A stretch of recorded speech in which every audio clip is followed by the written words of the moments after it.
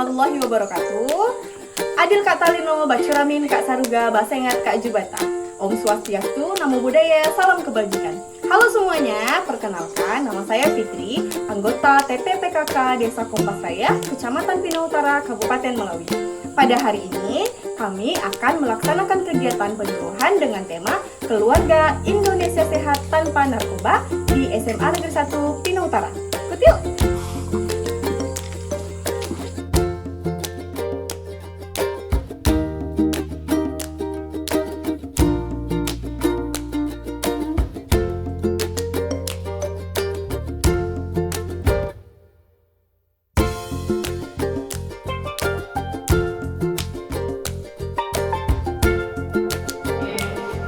Assalamualaikum warahmatullahi wabarakatuh. Selamat siang dan salam sejahtera untuk kita semua. Yang saya hormati Kepala Desa Kompas Raya, yang saya hormati Ketua PKK Desa Kompas Raya beserta teman-teman anggota PKK Desa Kompas Raya, serta adik-adik yang saya hormati dan banggakan. Adik-adik, gimana kabarnya hari ini? Kurang semangat ya. Gimana kalau kakak tanya gimana kabarnya hari ini? Jawabannya adalah luar biasa. Boleh? Boleh, siap ya? Adik-adik, gimana kabarnya hari ini? Oke, tepuk tangan dulu buat kita semua. Oke, adik-adik ada yang tahu nggak pepatah ini? Tak kenal maka salah, tak kenal maka kenalan. Main sayang-sayang aja, kenalan dulu. Jadi di sini kakak perkenalkan diri, nama kakak Fitri. Kakak adalah anggota TPPKK Desa Kompas Raya. Siapa nama kakak ini? Oke, banyak yang udah kenal di sebenarnya, tapi kenalan aja dulu sama yang lain ya.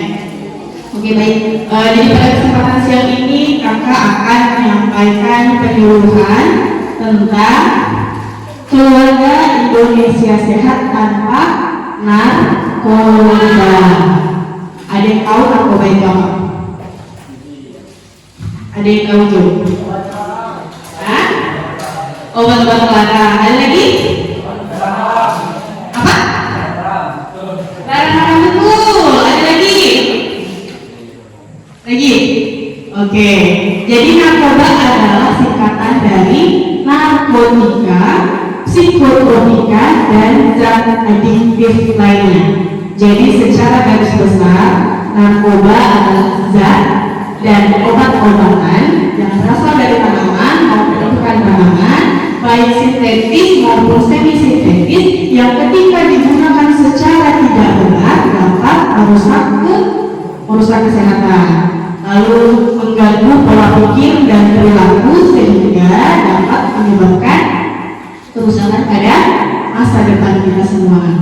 Nah, dari pengertiannya aja udah serem ya, udah serem kan, ya kan? Nah, lalu narkoba itu bentuknya berbagai macam. Ada yang tahu nggak bentuk narkoba? Atau ada yang pernah lihat nggak narkoba itu kayak apa? Udah ada yang pernah lihat narkoba nggak?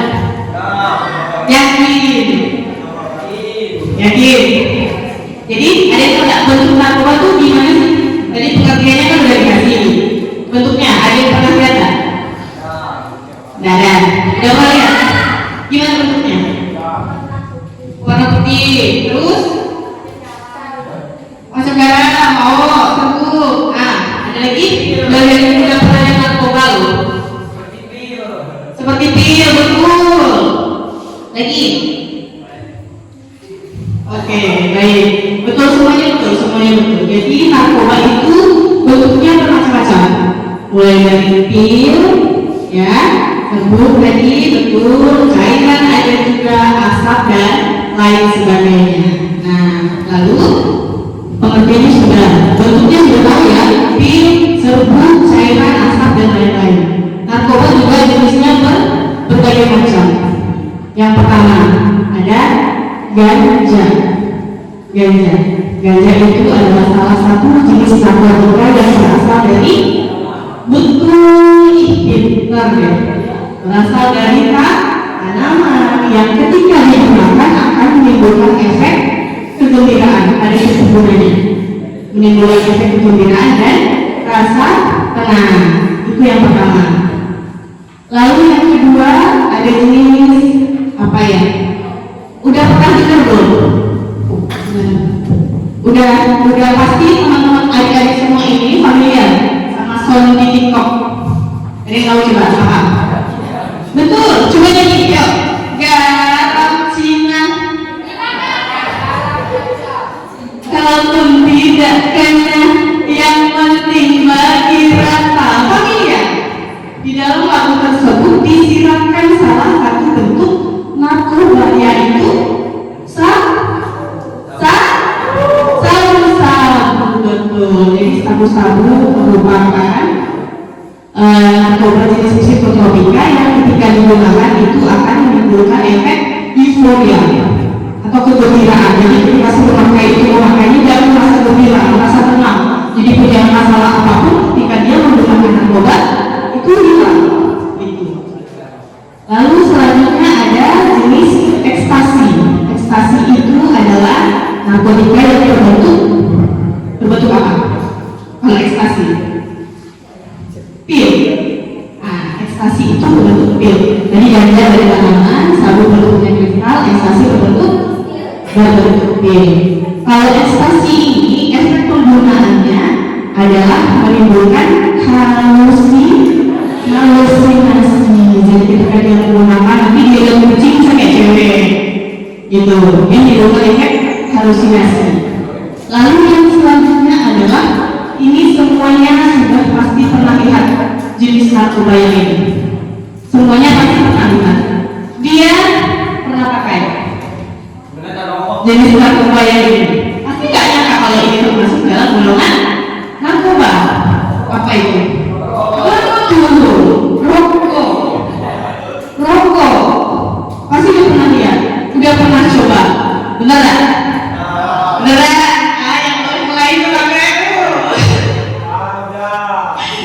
Jadi rokok itu mengandung zat nikotin yang digolongkan pada senyawa psikotropika yang ketika digunakan akan menimbulkan efek ketergantungan. Jadi tadi dari pengertian narkoba, kenapa rokok itu dimasukkan ke dalam golongan narkoba? Karena menimbulkan efek ketergantungan. Pengertian narkoba tadi di ujungnya adalah zat adiktif. Adiktif itu pengertiannya adalah ketergantungan. Oke. Nah, pengertiannya sudah, bentuknya sudah, jenisnya juga sudah tahu. Selanjutnya kita akan membahas dampak penyalahgunaan narkoba. Jadi dampak penyalahgunaan narkoba itu tidak hanya berdampak kepada si penggunanya saja, enggak hanya yang pakai berdampaknya. Jadi penggunaan narkoba itu akan juga berdampak kepada keluarga, masyarakat, bahkan masa depan bangsa kita. Sejauh itu dampak dari penyalahgunaan narkoba. Kenapa? Saya ada pertanyaan, Kak, kok penyalahgunaan? Jadi penyalahgunaan berarti boleh dong ketika barang itu digunakan dengan benar. Iya, karena pada hakikatnya narkoba itu diciptakan untuk kepentingan medis, media pengobatan, terutama dokter jiwa yang sering menggunakan obat penenang itu termasuk dalam jenis narkoba. Tapi penggunaan itu kan atas resep dokter dan dengan kandungan yang sesuai. Nah, kembali ke dampak penyalahgunaan narkoba. Dampak penyalahgunaan narkoba yang pertama yaitu dampak untuk diri sendiri. Di antaranya apa? Kerusakan otak dan organ tubuh. Karena di dalam narkoba itu mengandung banyak sekali zat kimia berbahaya yang ketika dikonsumsi secara tidak baik dan tidak benar secara berlebihan maka akan menyebabkan kerusakan otak dan organ tubuh. Lalu dampak selanjutnya yaitu gangguan mental. Tadi kan udah pakai otaknya rusak, jadi mentalnya terganggu. Ya betul. Lalu dampak selanjutnya yang untuk diri sendiri adalah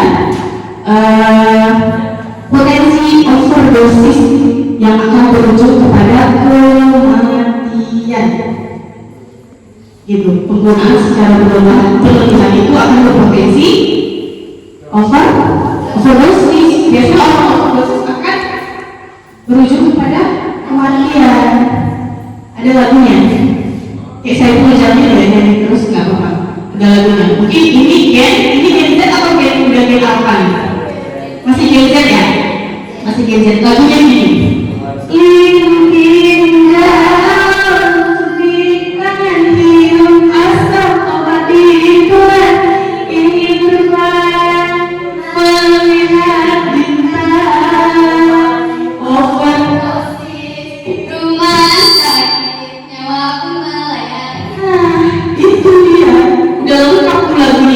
Bentuknya tadi hirup asap, obat ditelan, suntik tangan.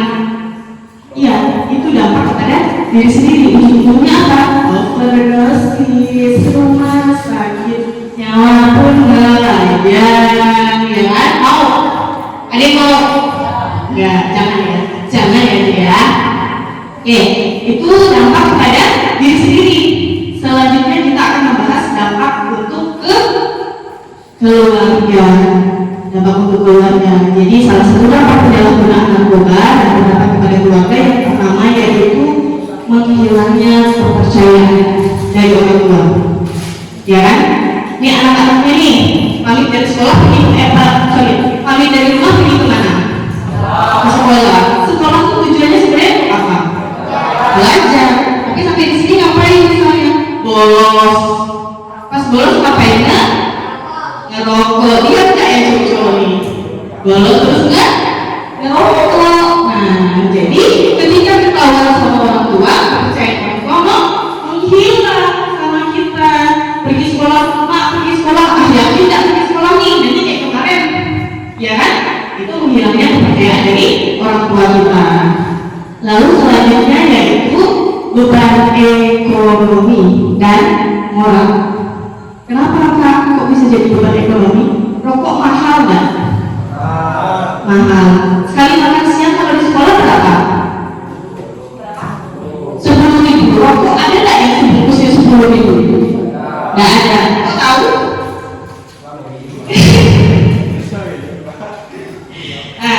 Iya kan? Nanti dikasih bekal nih di rumah nih buat makan siang di sekolah. Ternyata apa? Dibelikan rokok. Pulang ke rumah makan dari makan.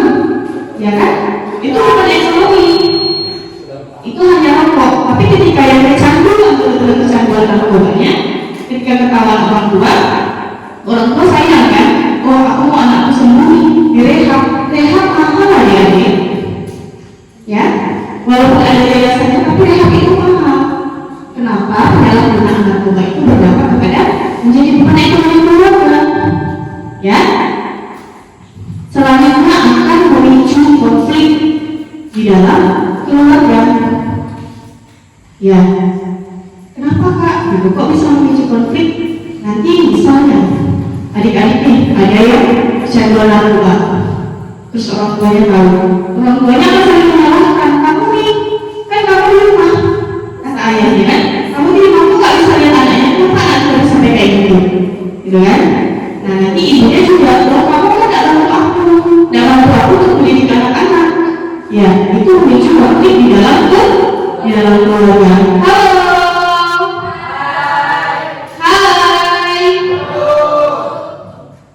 Fokus ya. Oke.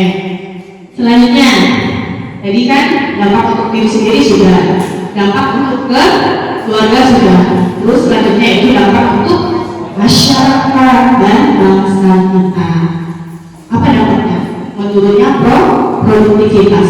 Ini anak-anak remaja nih, kalau udah narkoba tuh mesti nggak mau belajar. Menurunnya produktivitasnya, ya nggak? Ya, jadi itu salah satu dampak untuk masyarakat. Lalu ciri-ciri seorang pengguna narkoba. Ada yang tahu? Ciri-cirinya pengguna narkoba. Secara fisik pengguna narkoba itu biasanya mengalami penurunan berat badan yang drastis. Jadi biasanya pecandu narkoba itu kurus, tapi nggak semua orang kurus pakai narkoba. Kurus nggak pakai narkoba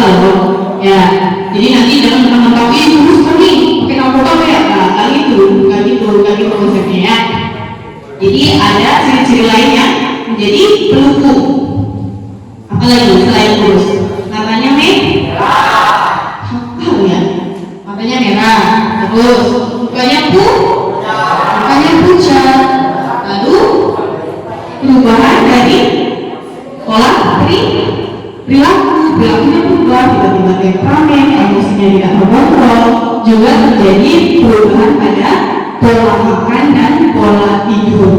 Jadi biasanya pengguna narkoba itu dia makannya kalau dia sebelum jadi pecandu misalnya dikit, nanti biasanya kalau pakai narkoba dia akan makan lebih banyak, dan pecandu narkoba itu sulit tidur. Kalau ada teman-temannya yang bisa tidur, enggak tidur itu lebih daripada 2 hari, boleh dipertanyakan. Ya, boleh ditanyain. Itu sampai 2 hari enggak tidur nih, boleh ditanyain. Ada kecurigaan di situ. Nanti diajak tes screen aja teman-temannya ya. Oke? Nah, menurut data dari BNN, rentang usia yang paling rentan terhadap penyalahgunaan narkoba adalah usia remaja seperti adik-adik. Kenapa sih kok bisa usia remaja itu rentan terhadap penyalahgunaan narkoba? Ada beberapa alasan. Yang pertama yang pertama adalah rasa ingin tahu yang terlalu tinggi. Jadi usia adik-adik ini kalau yang hal-hal baru itu rasa ingin tahunya tinggi, semua hal ingin dicoba, ya kan? Kayak keren, aku merokok, apa ya rasanya? Pengen coba, karena kontrol di dalam dirinya ketika remaja ini masih kurang, masih belum tahu nih baik buruknya yang mana. Kalau aku kayak gini, nanti efeknya gimana? Itu belum tahu, pikirannya belum matang sampai di situ. Jadi kenapa usia kalian ini adalah yang paling rentan terhadap penyalahgunaan narkoba. Lalu selanjutnya yaitu tekanan dari teman sebaya. Lihat temannya keren, tak keren kau, tapi kan merokok. Masa kondak, masa joget gitu dan merokok tak keren? Nggak gitu konsepnya. Itu salah satu menjadi pemicu kenapa anak-anak usia kalian ini rentan. Lalu selanjutnya yaitu stres, problem solvingnya. Kalau kita usia remaja itu masih belum baik, jadi ada masalah nih, ada masalah, pusing bagaimana caranya ya. Terus teman dengan teman-teman yang memang sudah negatif dari awal. Aku coba aja nih, kayak dari narkoba ya, bikin tenang kan, bikin tenang dan bikin senang, ya, nanti gitu. Itu kenapa usia remaja itu sangat rentan terhadap penyalahgunaan narkoba. Selanjutnya akan kita bahas adalah tadi pengertiannya sudah, ciri-cirinya sudah, penyebabnya sudah. Selanjutnya cara mencegahnya. Cara mencegahnya dengan cara apa sih? Salah satu adalah edukasi sejak dini tentang bahaya narkoba. Kita sekarang nih, orang dari sekarang itu udah dapat nih. Ini rata-rata kelas berapa?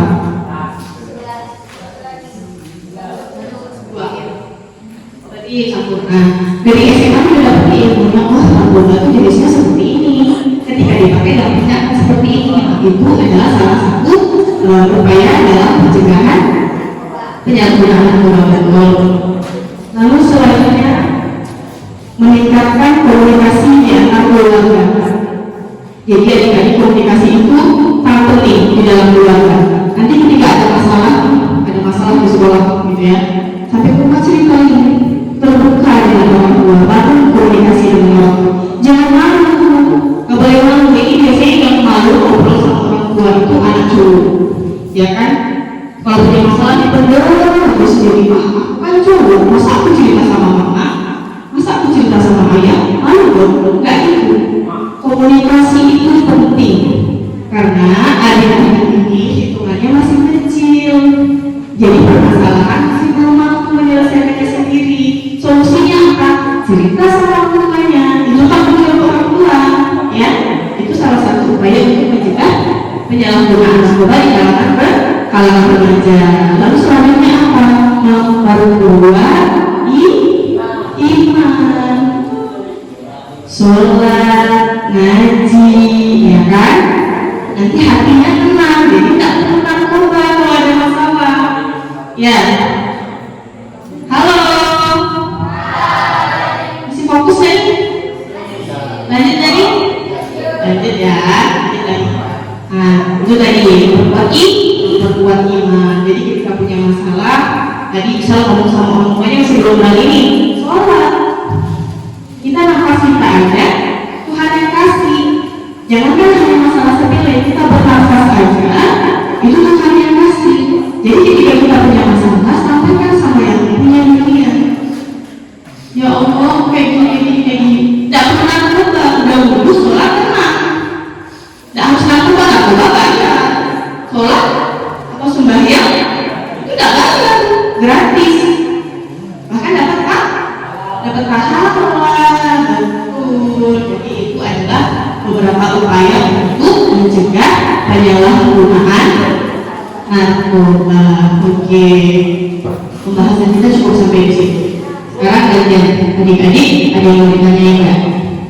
Kita buka sesi pertanyaan. Ayo, yuk bisa yuk. Apa saja dampak fisik dan mental dari penggunaan narkoba pada remaja? Dampak kepada fisik. Jadi dampaknya tadi untuk diri sendiri ya, lebih ke diri sendiri. Dampak fisik yang pertama kerusakan otak. Karena di dalam narkoba itu mengandung banyak sekali zat kimia yang berbahaya. Boleh. Kenapa narkoba kenapa rokok termasuk dalam narkoba? Oke. Persilakan.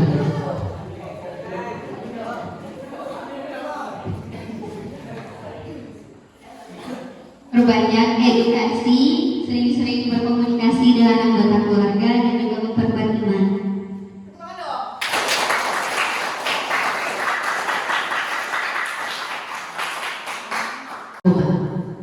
Coba kalian sebutkan apa aja sih jenis dan macam narkoba itu. Yang bisa silakan angkat tangan.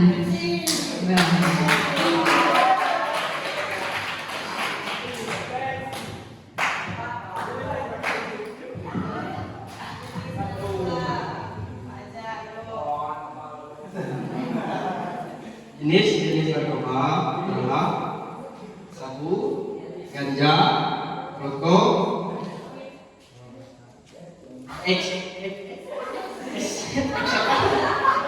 ekstasi,